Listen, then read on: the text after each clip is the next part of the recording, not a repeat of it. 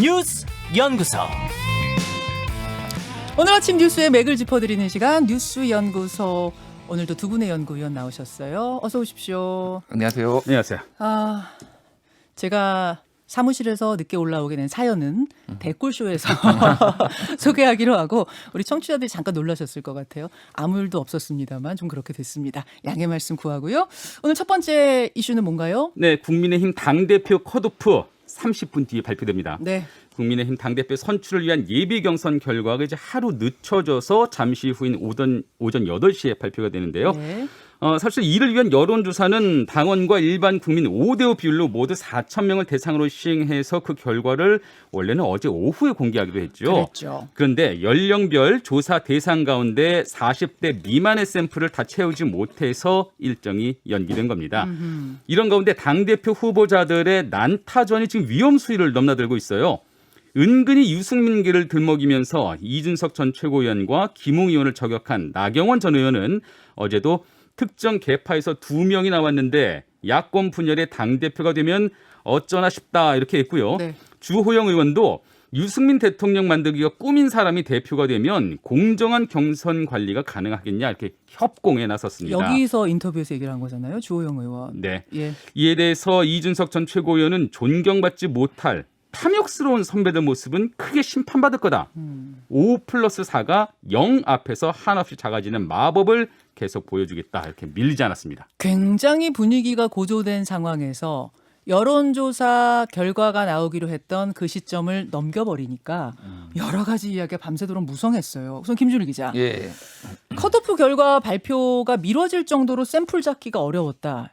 이게 잘 납득이 안 돼요. 그러니까 일반 국민 여론조사 말고 예. 당원이 여론조사를 해야 되는데 음. 그 부분이 이제 20대 여성이 당원이 없는 거죠, 한마디로 얘기하면은.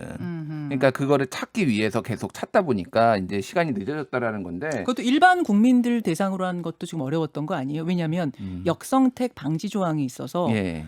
나는 무당파요 라는 사람만 찾아서 하다 보니까 더 오래 걸린 거 그렇죠. 아니에요? 그것도 있고. 그러니까 이제 이거에 대해서 이준석 위원이 어제 라디오에서 좀 불만을 터뜨렸습니다. 이제 참 납득이 안 된다고 얘기를 했고 이게 이제 본선 룰에까지 지금 영향을 지금 뭐 줄 것 같아요. 그러니까 무슨 얘기냐면은 예. 어제도 잠깐 얘기를 했는데 이제 당원 여론조사에서 방금 말씀하셨듯이 역선택 방지 조항. 그러니까 국민의힘 민주당 지지자가 뭐 국민의힘 당대표를 뽑으면 안 된다라는 거죠. 그러니까 물어보는 거죠. 먼저 예, 이렇게 예. 국민의힘 지지하십니까? 민주당 지지하십니까? 뭐 이렇게 어느 정당을 지지하십니까? 물어보는 건데 그걸 빼다 보면은 이제 숫자가 매우 작아지는 거.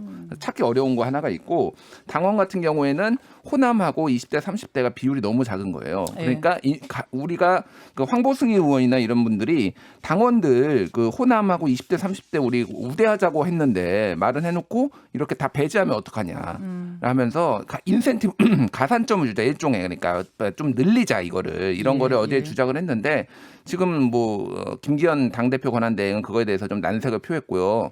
그러니까 지금 이 룰을 가지고 누가 또 유리하냐 불리하냐 이를테면 20대 30대를 늘리면은 이준석, 김웅 뭐 이런 초선 뭐 영선 의원한테 더 유리하잖아요. 그렇게 되면 그러니까 이걸 룰을 놓고도 지금 신경전이 벌어지는 상황이고 의총까지 지금 소집하자 이걸 놓고 어제 요구를 했어요.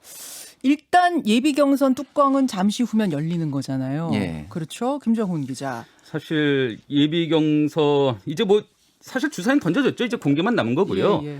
그리고 예비 경선 5명을 추리는데 아마 3명 정도는 확실한 것 같고요. 네, 3명 정도 확실한 것 그 같고. 확실하다는 3명은 뭐 이준석, 주호영, 나경원 후보 정도? 그 정도에 꼽히는 대해서는 건가요? 뭐 다른 이론이 없는 것 같습니다. 아. 문제는 이제 다른 두 명. 자리를 누가 차지할 것인가. 이게 관건이죠. 네. 그러니까 누가 두 자리를 차지할 것이냐에 그 결과에 대해서 이제 따라서 중진이 차지할 것이냐 신진이 차지할 것이냐 이런 구도로 할지 이런 구도로 이렇게 신구 대결이 분명해질지 아니면은 영남 대 비영남 이런 구도로 좀 이렇게 갈지 이것도 한번 지켜봐야 될 것 같고요. 그리고 사실 어떤 구도 하에서도 어느 한쪽이 승리를 낙관할 수가 없다면은 이게 단일화가 변수죠. 이제 오늘 컷오프 결과가 나오면 물밑에서는 곧바로 아마 후보 간 단일화 그 논의가 본격적으로 개시될 것 같고요. 그래요. 지켜보죠. 그리고 방송 중에라도 결과가 나오면 저희가 바로 속보로 전해드리도록 하겠습니다. 두 번째 뉴스 뭔가요? 못 찾겠다 꾀꼬리, 답 못 찾는 민주당의 부동산 해법입니다. 종부세 완화 여부를 두고 지금 여당 내에서 찬반 논쟁이 계속 뜨거운데요. 더불어민주당은 어제 열린 정책의원총회에서도 결론을 내리지 못했습니다. 네. 진성준 의원을 비롯한 그 종부세 완화 반대파는 완화 논의 자체가 부적절하다. 그럴 거면 아예 전당원 투표에 맡겨야 된다. 이렇게 주장을 했고요. 네. 찬성파인 정일영 의원 등은 종부세를 완화하지 못하면 내년 대선도 어려워질 수 있다. 이렇게 팽팽히 맞섰습니다. 예, 예. 다만 재산세 완화는 이제 당론으로 확정했는데요. 네. 공시 가격 6억에서 9억 원 구간에 해당하는 주택 그 재산세율을 0.05%포인트 감면해 주는 그런 안입니다. 또 일정 요건의 무주택자가 집을 사면서 주택담보대출을 받을 때 적용되는 담보대출 그 비율 우대폭을 더 늘리기로 했고요. 한 10에서 20% 늘린다면서요. 그렇습니다. 2배 정도로 청년과 신혼부부 주택 그 1만 호 등의 공급 대책도 이제 확정을 했습니다. 여러 가지 이야기 중에 지금 제일 뜨거운 건 종부세. 종부세, 양도세 정도인데 그중에서도 이제 종부세가 제일 뜨겁습니다. 왜 그럴까요? 일단 특위에서 자체안을 올린 거는 공시지가 상위 2%에게만 무조건 하자. 가격이 그러니까 얼마가 되든. 6억이냐 9억이냐 12억이냐 이거가 아니라 그냥 사람 줄을 쫙 세워놓고 예. 2%로 끊자. 정확하게는 집에 줄을 세워놓는 집에 거죠. 줄을 세우는 거죠. 그렇죠. 예. 그래서 상위 2%에 아니죠. 종부세면 사람 중심이니까 사람으로 2%네요. 예, 예. 그러니까 근데 사람이 모든 사람이 다 집을 가지고 있지는 않으니까 어쨌든 집을 가진 사람의 가진 사람이 정확하게. 있고. 예. 예. 그러니까 이렇게 하는 안이 올라왔고 또 하나는 현행 제도를 유지를 하되 납부 유예제도 도입, 공정가액 90% 동결, 10년 이상 장기 거주 공제 신설 이런 뭐 정부안을 함께 의총에 올렸는데 이것들이 다 경론에 좀 휩싸였어요. 그래서 대표적으로 반대한 의원이 진성준 의원이었거든요. 네. 전당원 투표 붙이자 이거.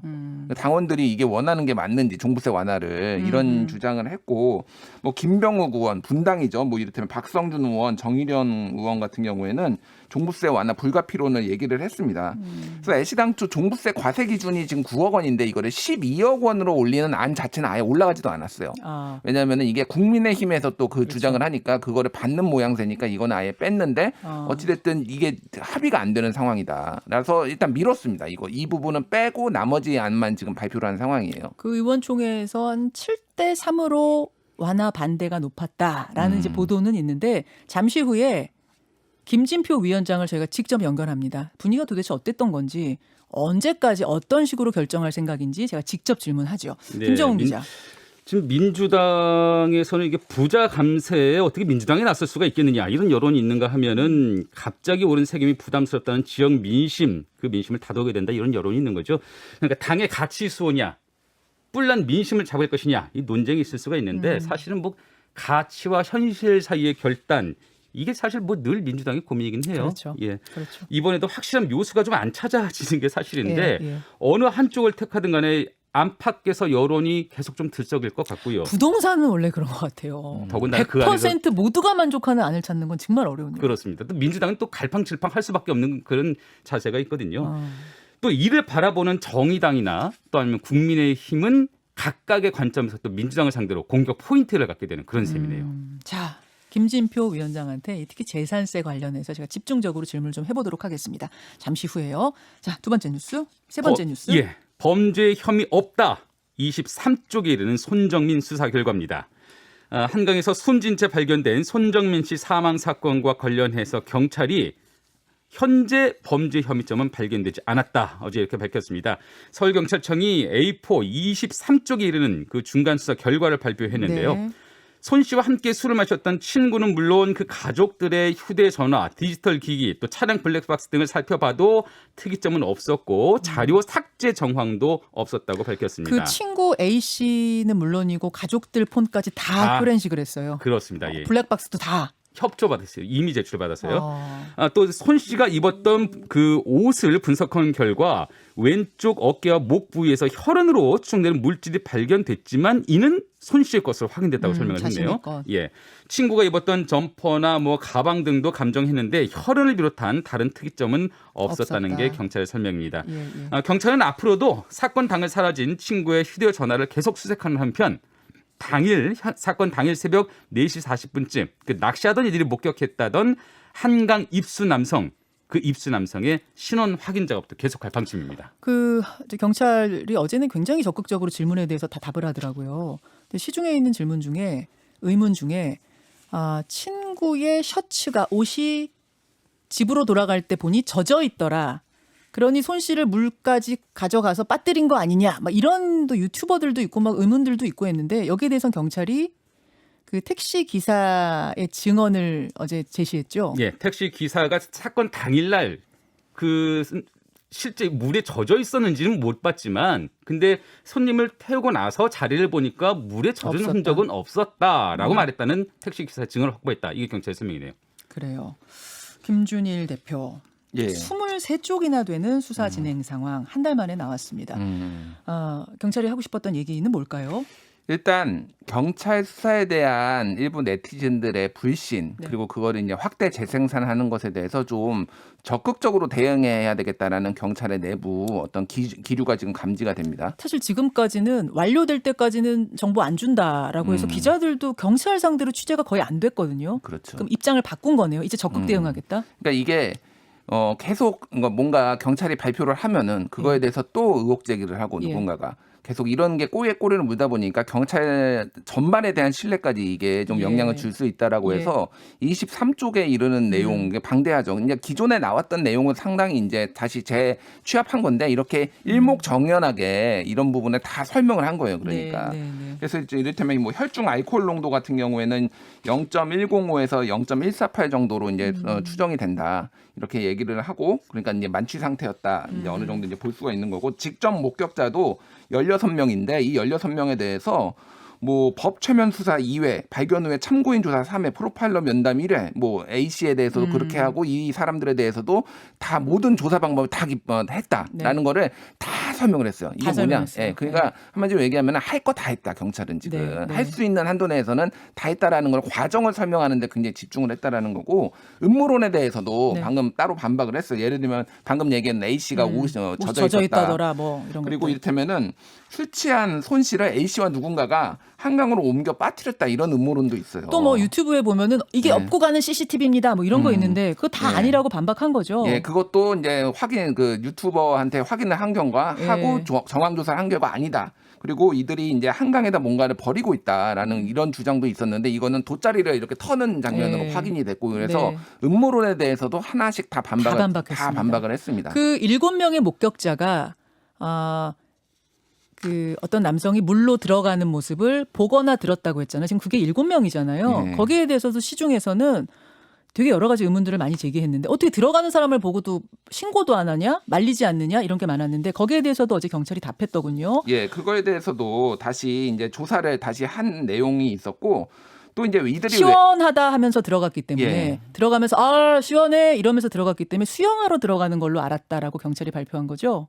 그러니까 어제. 뭐 수영하러 들어가는 듯 했다. 그리고 양팔을 휘저으며 강 쪽 깊숙한 곳으로 갔다. 그리고 시원하다라는 소리를 내는 것 같았다. 이런 것들이 목격자의 얘기. 목격자의 얘기들이니까 그런 거고 실제 그 아까 전에 유튜버 말씀을 좀 드렸는데 그 통계 분석 사이트 녹스 인플루언스라는 데서 6개 유튜브 이거에 대해서 많이 보도를 한 6개 언론사가 아닌 유튜브를 분석을 했는데 네. 3천만 원까지 최대 벌었다. 이걸로. 아 이거 가지고서 예. 뭐 만들어가지고 근데 그 내용들이 대부분 조악하게 좀 짜깁기를 하거나 가짜였어요. 그 근거가 좀 없이 이런 음모론에 기반을 해서 지금 돈을 벌고 있다. 이렇게 지금 얘기가 나오고 있습니다. 자 여기까지 정리하죠. 수고하셨습니다. 감사합니다. 김현정의 뉴스쇼는 청취자 여러분의 참여로 이루어집니다. 트위터, 페이스북, 레인보우 게시판, 그리고 단문 50원, 장문 100원의 유료 문자 샵 1212, 우물정 1212 통해 참여하실 수 있습니다. 김현정의 뉴스쇼, 여러분과 함께 만듭니다.